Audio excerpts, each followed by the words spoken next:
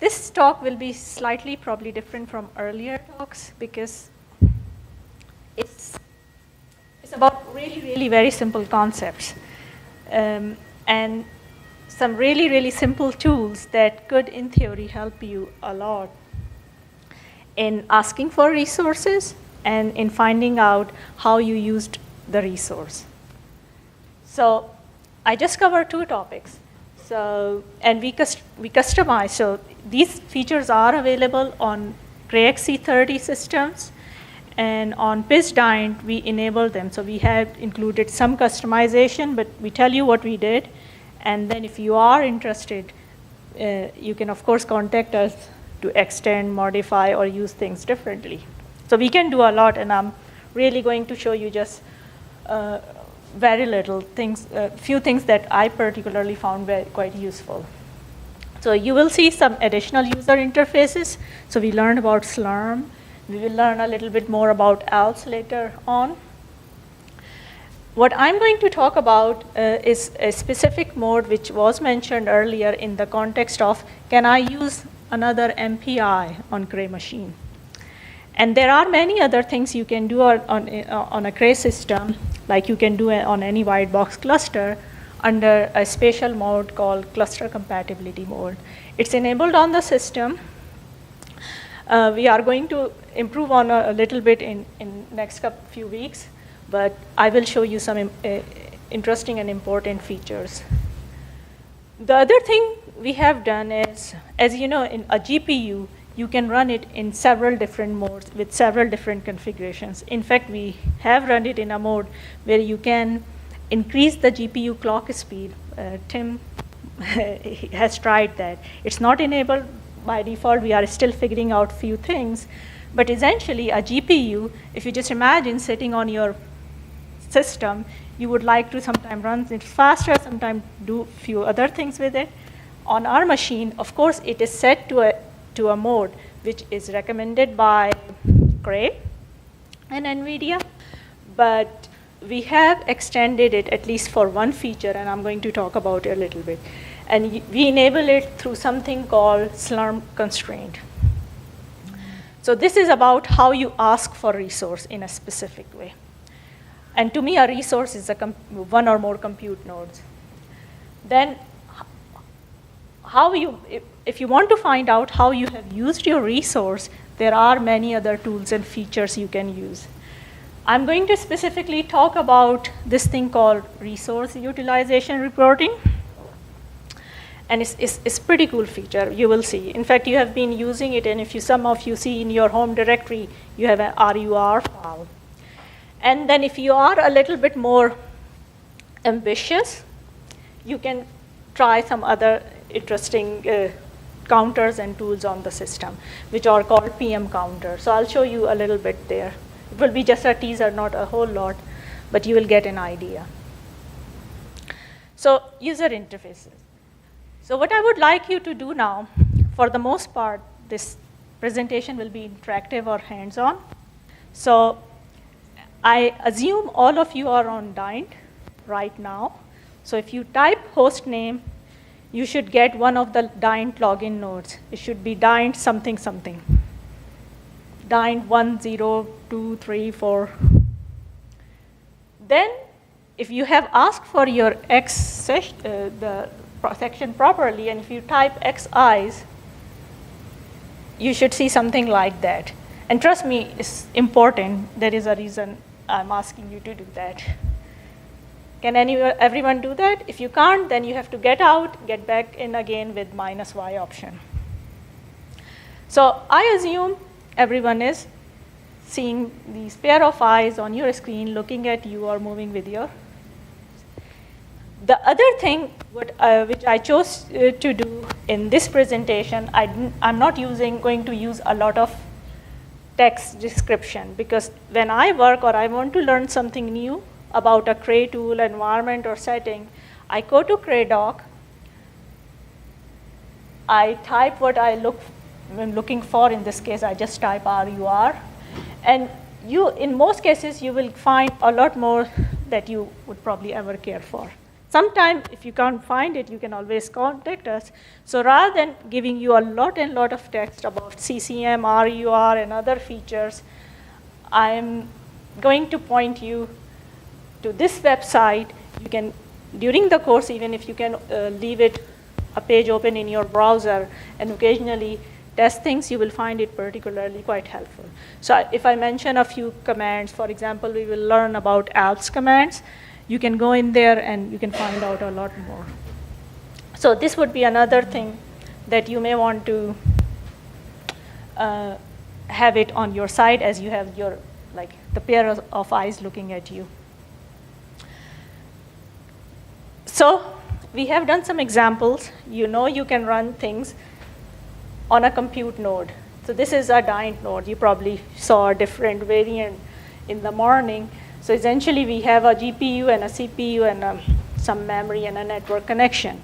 So when usually you call AP run, so there is this interface which is called ALPS. It has many other commands. And if you don't believe me, check out the GreatAuk website.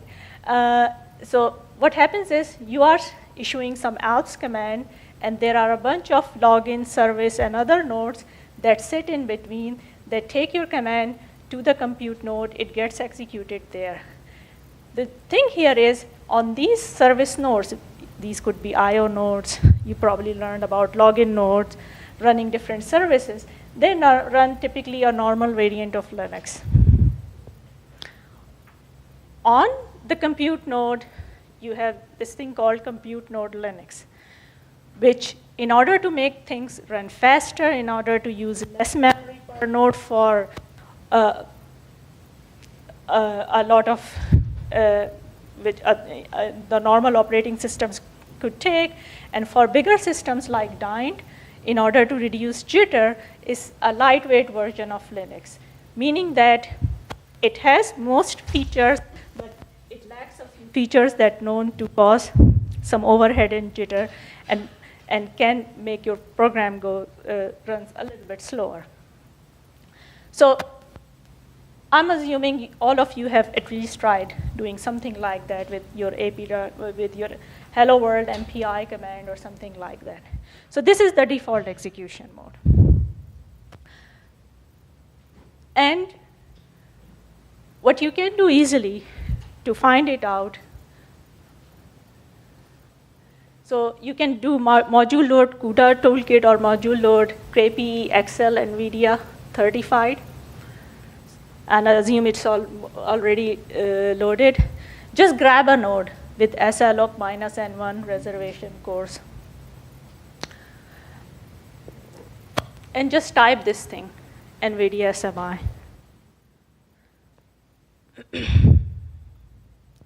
Sorry, I'm going to make all of you deaf.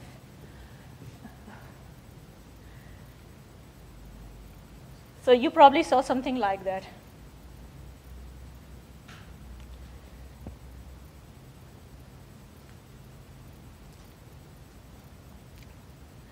So because you are not using AP run, so you are running on the front end node, which doesn't have a GPU, and that's why it's complaining.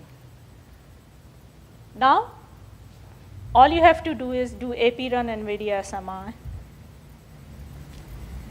And now it says, oh, I see a GPU, which is like this and like that and all the other features. There is a lot more information. In fact, you can pass additional flags to Nvidia SMI to find a lot more about your GPU. So this kind of gives you an idea is why there is something sitting between your login or front-end node and the thing that looks after your bad job, which is apps. But what we would like to do as a compute node begins to look more like a normal cluster, and there are people there who like building their applications. They call them ISV applications in some cases. In some cases, you don't want to recompile or use a feature that is not available on compute node Linux. For example, for me, being able to log on the node where GPU sits is very important for GPU debugging and performance analysis. So I wanted to be able to run some commands as if I'm sitting on any white box cluster. And few features weren't available. So what happens was in the CCM mode,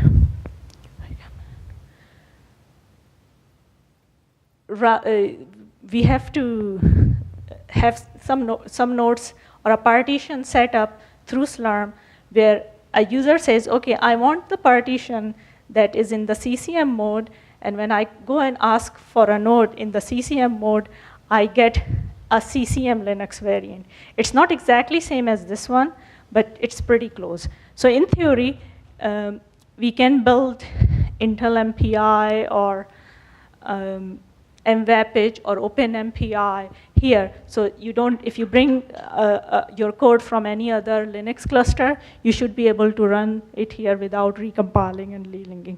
We haven't tried that mode, but we are going to try it soon. So for me, that was less of an importance than being able to use GPU tools.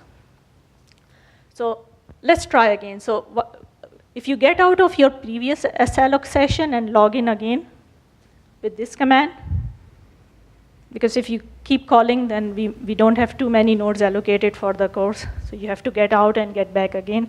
And make sure you type -pccm, because you are asking, I want a CCM partition.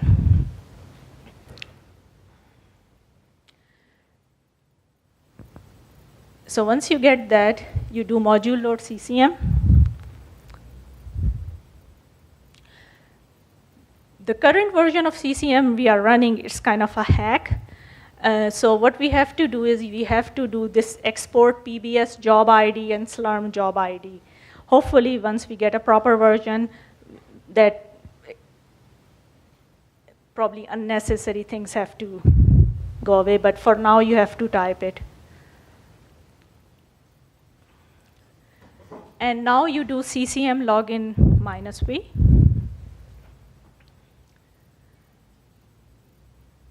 And now you type hostname.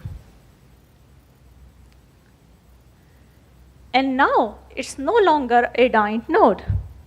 If you do everything right, you are on a compute node. When I was first able to do that, I was really, really very happy. And you can realize small things can make me really happy. So now rather than looking at Daint 0, 1, 2, or Daint 1, or 2, 3, 4, you are actually on a Daint node using CCM. Did anyone have any problem doing that? Huh? Still waiting for allocation. Oh, so some people should release. Yeah, we are having some problem. Really? But so what I have done is I have created the PDF version of my slides and put them in the course directory, which is there. So whenever you have time, you can try that. And for those of us who have worked on Cray, these batch processing platform, that was a real big deal. And now when I do excise, I can see. So that was it. And I didn't do it just for eyes. I will tell you why I did it. So for me, as I said earlier, it's very important if you are in the middle of debugging a GPU part of your code, be it written in CUDA and in some cases written in OpenACC, it's important to be able to debug right there on the node. And in some cases, performance analysis as well. So once I get my CCM node and I'm logged onto there, I can, if it's not already loaded, I can load the Cray Nvidia Toolkit. And this is the NVVP, is the Nvidia Visual Profiler. It can help you a lot if you are in the middle of tuning your code. And it's not available from the command line. And you will see a visual profiler launched. I'm not going to go detail here, but in theory, you can go to File, start a new session. You can see the transfer between CPU. You see mem copy, host to device, mem copy, device to host. You can see a bunch of other matrices, compute capability, copy, and it has a lot of capability. There is a workaround without going through CCM, and in that case, you have to generate one trace file for every single metric or run. So this is really, really useful.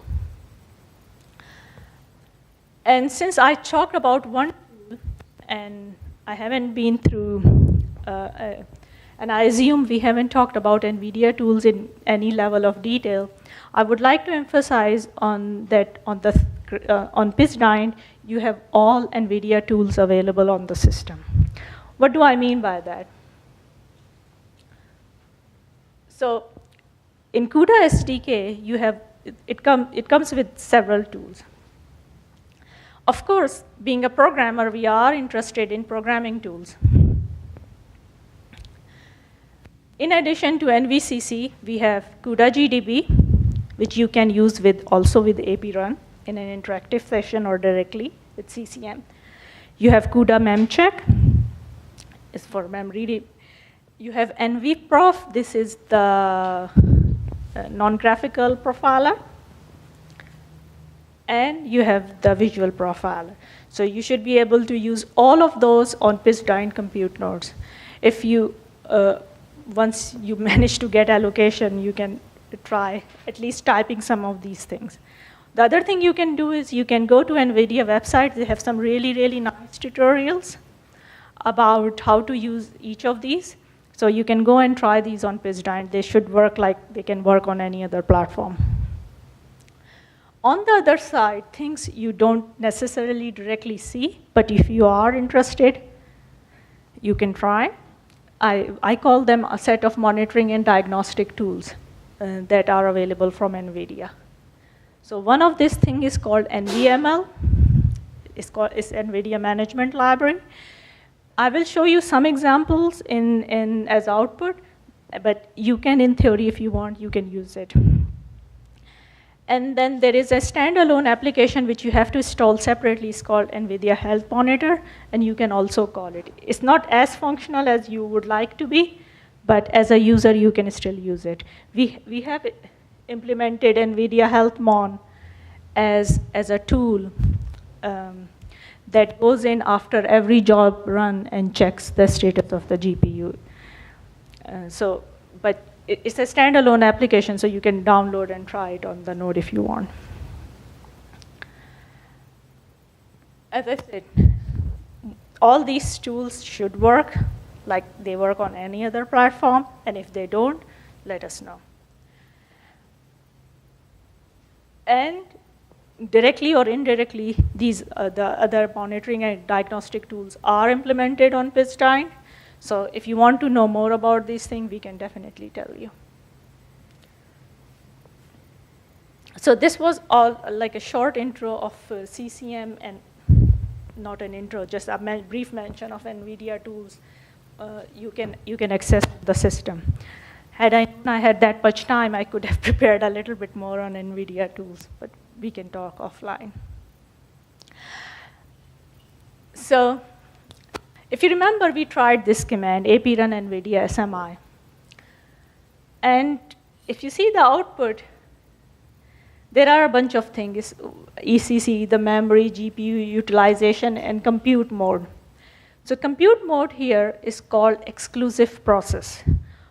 So you can set a GPU such that only one process at a time can access GPU, which means is if you have more than one MPI task on a single node on Piz Daint, you will get an error. You can have multiple threads there. So that's why NVIDIA introduced this feature that Themis mentioned. It's called MPS. Now I forgot what it stands for. MP. Some multi-process. Yeah, that was the old name I remember. So so you can use an environment variable to do that. But we have a little problem because on our system, we have some OpenCL code and one production level OpenCL application where the MPS doesn't work, and that user wanted to use more than one MPI task and being able to run multiple OpenCL context on the same GPU. So we had to enable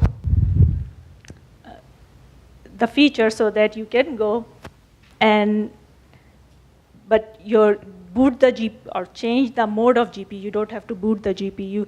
So you can do more than one MPI process per node. So what we did was we added something to Slurm where if it sees a spatial keyword or a constraint called GPU mode default, before it gives you back the node, it changes the execution mode from exclusive to default. You may ask, why do we have to do it? Why can't I do it as a user? And the answer being, you have to be a root to change the GPU execution mode. That's why you have to go through Slurm. So you go with root privileges. You don't go with root privileges. You make a request, and with the root privileges, you get the GPU back in that mode. So now if I do AP run thing, it changes here. So the reason for me to show you here is that I'm not really implying that you are going to use multiple MPI with OpenCL or anything else. But if you are a bit courageous and if you want to try different features of GPU, you can definitely send us an email. I'm not going to promise that we will implement that feature because some of the features may require a bit more tweaking and may not be implemented on a system like the size of Piz Daint. But we are really interested in exploring new areas and new usage models of the GPU. So that was all about how you can ask for a diff resource which doesn't change physically. You have a CPU and a GPU and a memory and a network card. But the way you ask for the resource, you will get it back with different capabilities. So I'm going to move to the resource usage part, but if there are any questions, feel free to ask. If running in compatibility mode, so interactively, is it possible to get like OpenGL output from the Nvidia GPU back to the client? In fact, one of my colleagues is currently exploring that, how to do that. So what we have done is for that mode, you have to set the GPU in the graphics only mode, which requires some additional, I think it requires probably a booting the GPU in that mode. This one is much. I think the biggest problem we are having right now, and you can talk to my colleague Jill, who's the, I think they managed to finally get it working on our little test system. Once we do a little bit of more testing and validation, and if it works, we will make it available.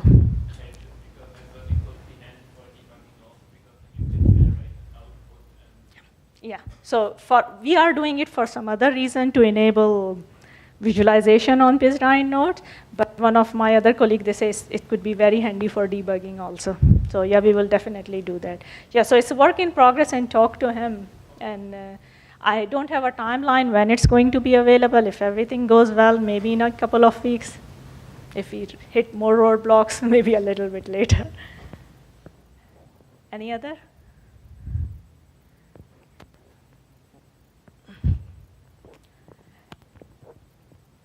Just as a survey, and it's going to be not a good survey, how many of you would consider using an MPI other than Cray MPI on this machine?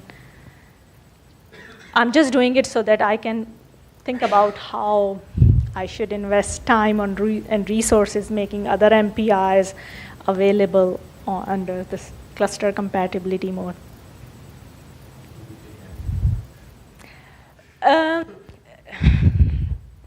Depends. It's not, I think in some cases people don't have source codes or there are other constraints, so they may want to use it. In some other cases, it may happen that some library that builds on top of MPI has a dependency on a particular version of MPI. So if you are happy with Cray MPI, you should not change. So just curious. Okay, so the question is, how am I using the resource, and what can system tell me about it? And this is your resource, of course. This is one node, you can have many. Okay, so right now we cannot get the an allocation on the system, but you can cd in your home directory and you can see this RUR file there. Can you see it?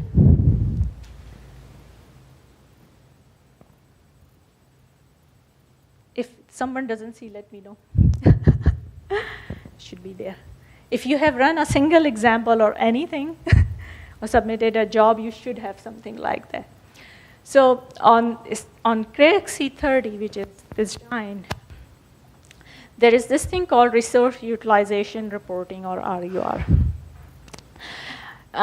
You can find more on the Cray website. So essentially, you can find out a lot more about how your job or your executable has used a node or a collection of nodes. So the output is divided into three sort of areas. One is called task states, and another is energy, another is GPU state. And of course, since our system is the only GPU system, or maybe I should not say that, GPU system of that scale, we also get GPU states on this machine, provided that you run GPU-enabled code. So if you happen to have an RUR file, you will see something like that. So if you open it, you will see something like that in your output. You have your task stats, where your user time, system times, memory high watermark, input, output, and a bunch of other things. Then you have GPU state. In this case, you can easily tell that this particular executable didn't run anything on the GPU. And then you can get energy used in joules. So you may or may not be interested. For me, I see RUR, especially if I'm doing a GPU type of programming, as the first level debugging without even touching anything. But you can do it, use it for many, many other reasons. So I talked about some of this before. Since we are having problems in accessing the, are we still having problems in getting the nodes on? Really? So what I did was, again, so when we have the system available in good shape and form, so what I did was I put everything that I used for these examples in, of course, the course directory, day one, CCM RUR. So essentially, this is a simple MPI benchmark that does a ping pong between two nodes. And then I run the same benchmark on two nodes. And then I use a benchmark which I know is doing an all-to-all communication, so it's likely to use more memory and more time. So as you can see, the first output you have is the one, it doesn't show your parameters that you pass to an executable, just executable name. So this one, you can see time and memory and in and out. And since I have two AP run commands in my job, so I get another one. So I knew this one, it's supposed to run quickly because I'm just doing a ping pong. This case, I'm doing an all-to-all, so you see I'm using a lot more time. The memory usage is also much different. In this case, since I'm running on 16 nodes, so I generate a lot more output because I start with 2, 4, 6, and 8. So you can easily correlate some of these things to what your application is doing. It may not necessarily be always useful for you, and you can definitely turn off RUR. But I think it's a good way to look back and debug sometimes. When did you run what, and what did it produce, or how quickly it ran, or how efficiently it ran. The other important feature of RUR is you can really find out how much energy per node is being used by your application if you are interested in those parameters. And this time and age, a lot of people are. So the most important thing is it aggregates things that are done by all nodes. But you have to keep this thing in mind that it's a node level, it's a node level sensing or counter collection. So what it doesn't do is it doesn't include everything that is on this blade here. For example, you don't get anything, you can't find things for the Aries network chip because it is shared by 4 nodes. But we have been told that it doesn't take a lot more energy. We have done some validation. And then, of course, when you run your job, there are things at the cabinet level, blower, and all the rest that are not included. So you just get node level info. And if you want to have some really high fidelity measurement of your energy measurement or energy usage of your job, you should contact help at CSCS and say, okay, I want to have a precise measurement of my runs, so can you help me? And we have done that. So since we can't do that, it's the same job, so you don't have to rerun it. And then you can see the job that ran faster versus slower. You will have more energy. Does it work? I think it's broken. No, this works.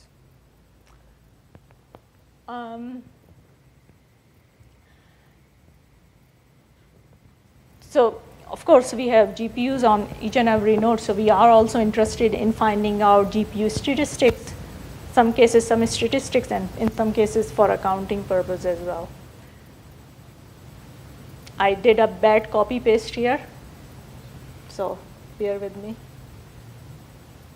I think this slide has to be different because this is a bad example of copy paste, sorry.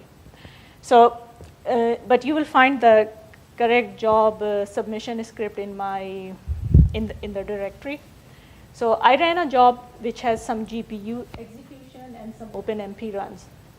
So in the output file, I had the OpenMP execution for the same problem.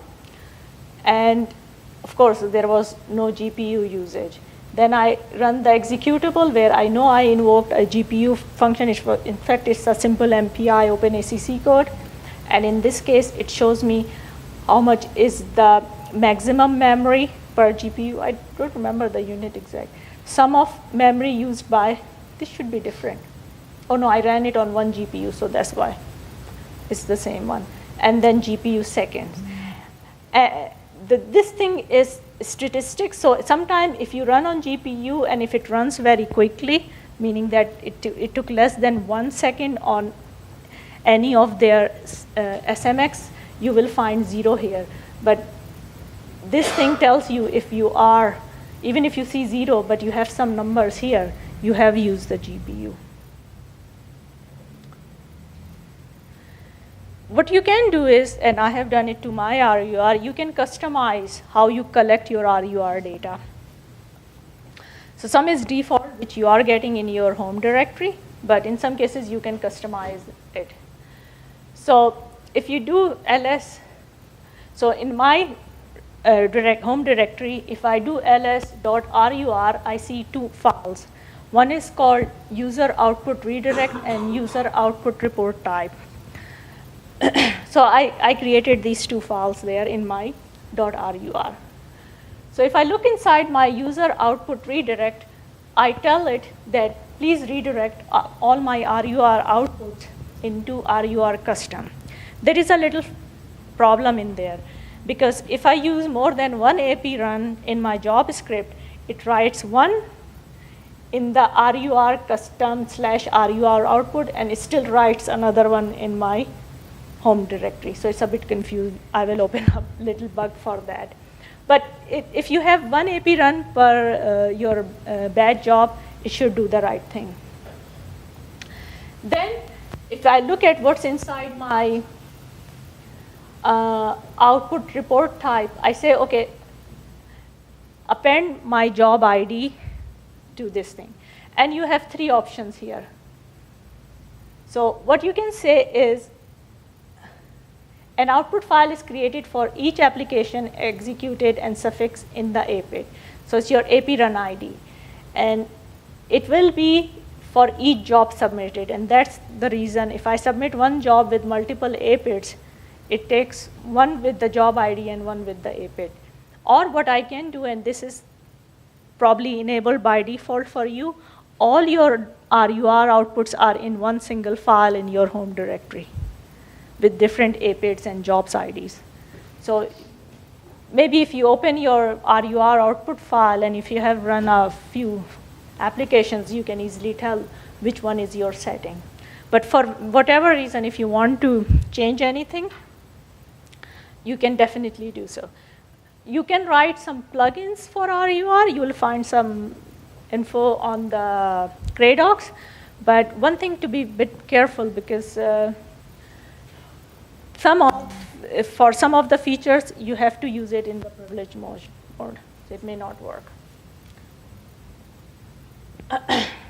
And if you are even more interested in finding out what is happening on each and every of your nodes, you can find out even more. So if you do, and these counters, so what happens is all these counters are collected in this spatial location on each and every node, including the head nodes or login nodes. So if I do a cell log, if I just ask for a node, which I'm sorry you can't get now, if I do an ls on that thing, if I want to see what sits in my Cray PM counters, each of these is a flat file with a value. So you have Excel energy, Excel power cap, Excel power energy, freshness, generation power, power cap, and some startup inversion. So you can clearly see that by default, RUR doesn't give you a breakdown of everything. And if you want a breakdown of how much energy is used by your accelerator, you can definitely do so. But you have to write your own code for that. So then what I said, okay, let me just see what is the value in there. So I just say cat this thing, and you can find this value. And then you can see what is the Excel energy. And nothing is happening. I'm just opening the file and reading any value. So these are just idle values in there. And so if you do it on your head node, ls Cray PM counters, and then compare it with what you see on the backend node, you can see you have none of the Excel one, but everything else. And you can just see the value on your head node if you want, if you don't have access to the thing. So some of my colleagues, what they have done is they have written their own code where they have some probe going in and sit periodically sampling the values. And then as their application run, they can see how the energy increases, decreases, and then they can correlate it with individual functions or program execution. And some people found it quite useful, because in RUR, you just get everything together, aggregated. Yes?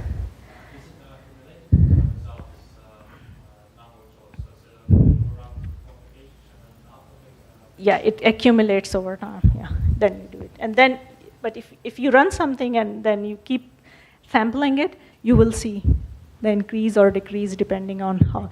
I don't remember the frequency. I think it was probably 10 gigahertz or something. So 10, yeah. No, it will never be 0 because you are using some energy. It's dead, then it's 0, probably. Does not. I don't know, because usually when GPUs is in idle mode, it draws very little energy. On the CPU, if it is a login node CPU, it really depends how much is the workload there. So I would consider these idle, maybe energy values, but I'm not sure. I don't know what was running there. In this case, probably nothing, but I don't know, something. Well, I mean, it's drawing energy all the time. Energy just keeps going up. Yeah. And then all of these other